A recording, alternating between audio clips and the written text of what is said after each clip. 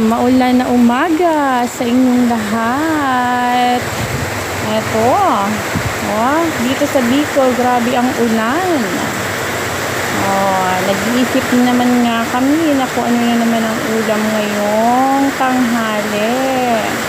Ayan, si Papa umagang umaga ay nagpunta sa aming yoga. Nakakuha siya ng langka.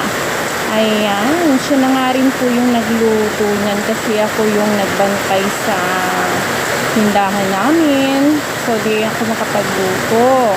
Kaya siya yung nagluto, yung mga bata ay hinatid ng mama ko sa school. At yung bunso ko ay need pa ng guardian doon. Ayaw magpaiwan. Ito yung ulam namin. Si Papa na nga yung nagluto niya. Yan, ready na ni Papa lahat ng sangkap. Ang sarap naman talaga kapag ganito ang panahon. Ang sarap ng gulay. Ayan. Yan, sinala na ni Papa yung langka. Nandiyan na rin yung mga sangkap niya. Naka-ready na. At ang problema nga ay yung pangsahog.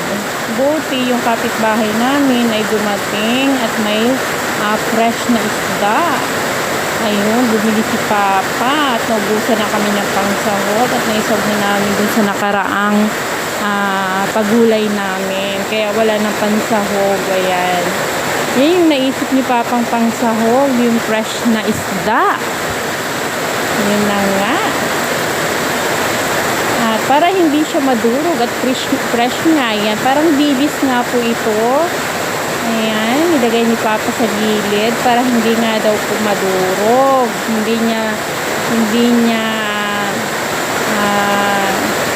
minimekos-mekos kasi nga ay pwedeng madurog yung isda. Ayan. Pinakulo na nga ni Papa. Ang dami niyang nilalagay na isda at mamaya ay priprituhin ko naman yung isda na binili niya para masarap ang combination. Prito at gulay na langka. Ayan. Masarap pati si Papa magluto. Malasa yung gulay. Ang sarap.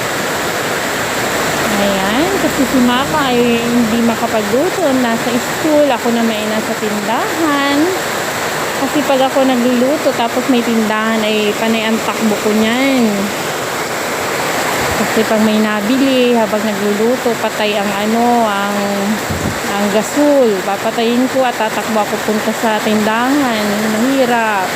Kaya si Papa na yung nagluto sa ngayon. Ayan, pinapapakulo na nga ni Papa. Mamaya tatakman niya yan. Ayan. Talaga man na nagtututong-tutong na. Kita nyo naman, napakasarap. Mapapa-underize ka na naman. Ako yung nagkukontrol sa pagkain. Ayan. So, yan, kita nyo sa gilid, nagmamantika na siya. Mamantika na siya. Pwede na.